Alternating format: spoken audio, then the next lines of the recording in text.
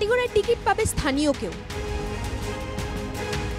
কমলাক্ষের বিরোধিতা করে কাটিগড়ায় এই মন্তব্য করেছিলেন মন্ত্রী কৃষ্ণেন্দু পাল। তাতে দেখা দিয়েছে বিতর্ক।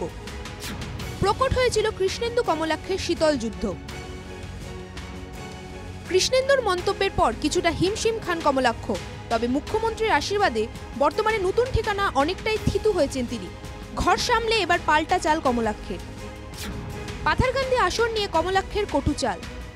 বহিরাগত ইস্যুতেই কৃষ্ণেন্দুকে ঘায়েল করার চেষ্টা। পাথারকান্দিতে স্থানীয় প্রার্থীতে জোর দিলেন কমলাক্ষ। কৃষ্ণেন্দুর পরিবর্তে পাথারকান্দিতে নতুন মুখ চাইছেন কমলাক্ষ।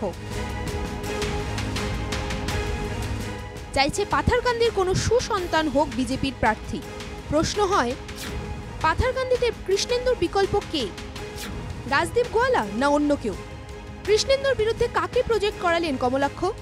সূত্রে খবর, আগন্তুক নির্বাচনে পাথারকান্দি আসনে বিজেপির মনোনয়ন লাভের জন্য দৌড়ঝাঁপ শুরু করেছেন আকসা নেতা পাথারকান্দির সুসন্তান রূপম নন্দী পুরকায়স্থ। কমলাক্ষ দে পুরকায়স্থের সমর্থন নিয়েই মাঠে নেমেছেন রূপম। রূপমের ওপর আশীর্বাদ রয়েছে সাংসদ কনাদ পুরকায়স্থের। ইতিমধ্যে দুই পুরকায়স্থের কাছ থেকে আশীর্বাদ নিয়ে মাঠে নেমেছেন রূপম নন্দী পুরকায়স্থ। গত ৩ জুলাই মুখ্যমন্ত্রীর বরাক সফরের সময় মুখ্যমন্ত্রীর ত্রাণ তহবিলে অর্থদান করেন রূপম নন্দী পুরকায়স্থ। শুধু তাই নয়, গোলাঘাটে মুখ্যমন্ত্রীর কনভয়ে বোতল ছড়ার ঘটনাকে নিয়েও সরব হয়েছেন রূপম। ছাত্র সংস্থার মঞ্চকে ব্যবহার করে বিজেপি মুখপাত্রের মতোই শিলচরের সাংবাদিক সম্মেলন রূপমের। কায়দায় আন্দোলন চলছে, আমরা এটাকে কখনো সমর্থন করতে পারি না। এটা কাশ্মীর নয়, এটা আসাম।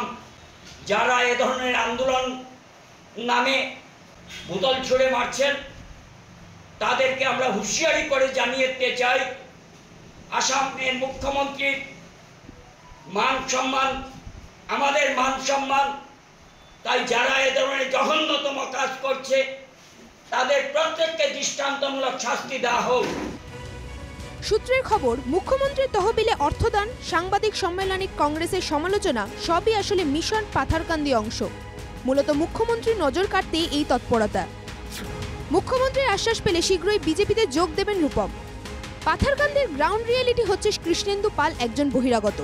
গত 10 বছরে কার্যালয়ে তিনি হারিয়েছেন আগের জনপ্রিয়তা। ক্ষমতার দাপট খাটিয়ে বন্ধ করে রেখেছে সাধারণ মানুষের কণ্ঠ। ফলে পাথারকান্দিতে রয়েছে জোরহাটের মতন আন্ডার কারেন্ট। তাই ঘরের ছেলে রূপম নন্দী পুরকায়স্থকে নিয়ে শুরু হয়েছে চিন্তা চর্চা। কারণ রূপম পুরকায়স্থ ছাড়া পাথারকান্দিতে কৃষ্ণেন্দু পালকে চ্যালেঞ্জ জানানোর মতন বিকল্প কেউ নেই।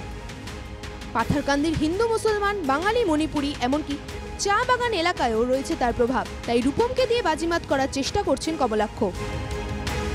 News desk report, NKTV Bangla.